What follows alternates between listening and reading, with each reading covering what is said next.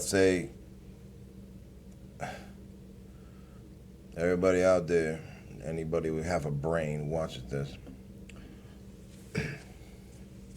I hope you all think about the children that are going to die and all the elderly people that are going to die and all the handicapped people that are going to die because of our ignorance.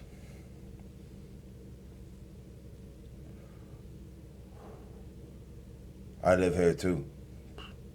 I carry guilt as well as you. All of you. No excuse. No excuse. We let the wolves surround us while we were sleeping. And now we're still not doing shit about it.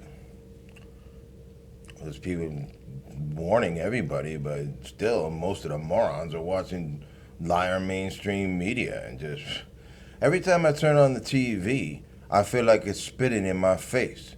There should be people on the TV right now jumping up and down and screaming, "Yo, you're all about to die. Go dig a hole and hide or do something." You're watching TV and you're watching all these ding dong bozos on there just talking about meaningless shit. I mean,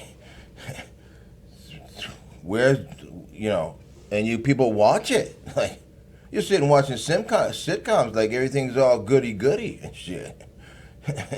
Meanwhile, the whole world's about to be annihilated. I mean, what's wrong with you people?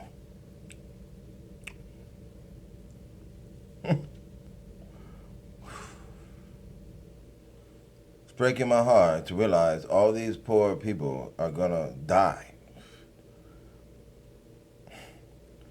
I mean, the ignorant people are gonna die, because we just let these people, these Jew scum, just destroy us, and surround us. I mean, they're moving tanks around and whole convoys of trucks full of God only knows what. Probably supplies for their bunkers going down the highway, being blocked off by the state police for hundreds of trucks at a time. I mean, geez, I wonder what's in there. What's going on? They're putting supplies in their bunkers. Whatever they're doing, get it ready. Get it ready to slaughter you. To slaughter you. They're gonna, all the people that are sick or something wrong with you got some disease or something, or cancer or whatever, they're just gonna gas you. But the people that are healthy, got healthy organs and everything, shit like that, they're gonna cut your heads off. They're gonna hook your bodies up to these machines that they have, and keep your bodies alive so that they can feed you to the lizards and give your organs to their elite scum that get hurt or whatever, and then also to the space rat abominations. As soon as, watch, this is what I predict. As soon as they cut the people's heads off, they're going to stand the bodies up right away to keep as much blood in the body as possible. And they're probably going to have some way to cauterize your neck to keep the fluids in immediately. And then they're going to take the bodies, put them in, I don't know, whatever they're going to do. They're going to get them to the machines as soon as possible and hook them up. And your body will stay alive, but, you have no head, but your body will still be nice and juicy for the lizards, because that's how they like you, from what I heard. And your organs will stay functional, Sound good?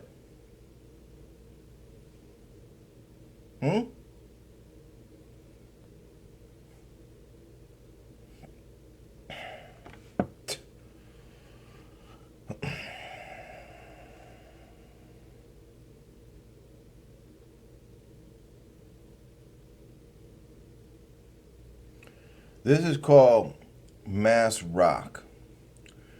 This is what we used to do when we lived in Ireland, way back in the day, when we were the Four Masters and we were the Lords of Tyrconnell.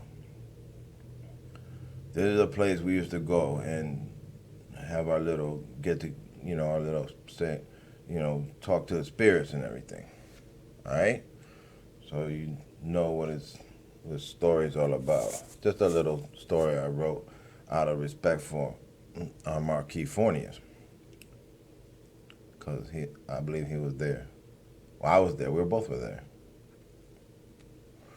and some other members of our hierarchy were there. Well, most of us were there. What am I talking about? Anyways, but different times. I think I lived there. I probably lived like 3 or 4 lifetimes there.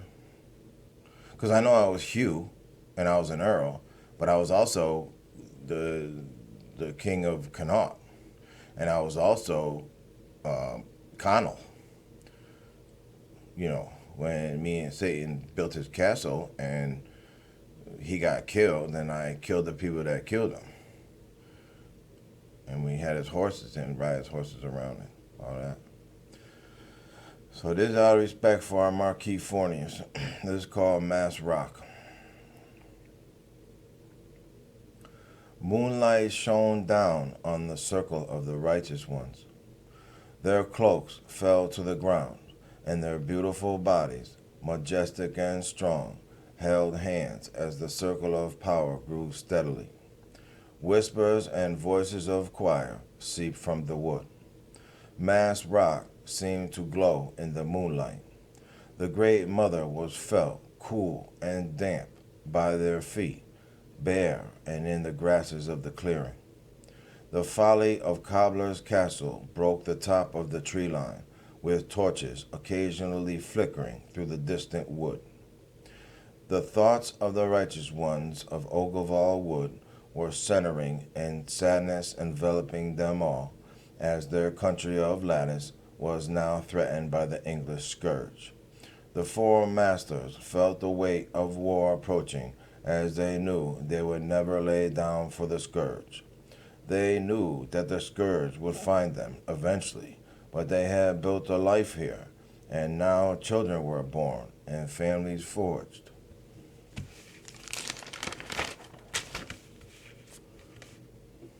The voices of their ancestors filled their hearts and minds with courage. The ancient ones were now present among them, and their power filled the air.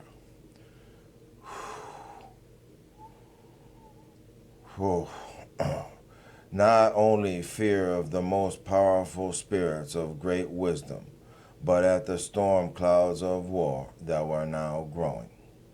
The masters felt the love that the women held for their husbands and their children, as the men felt too.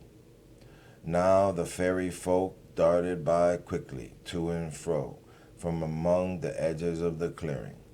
As the early morning was brisk and the great spirits of wisdom were now present, it was time to relay their pleas and respects to them. As they did, plans formed in their minds. The spirits claimed their souls, as the circle knew that one day they would join them. Calmed their souls, as the circle knew that one day they would join them.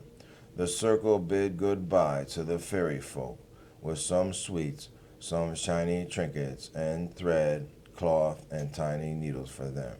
For the fairies were a part of their security and always told them of approaching dangers.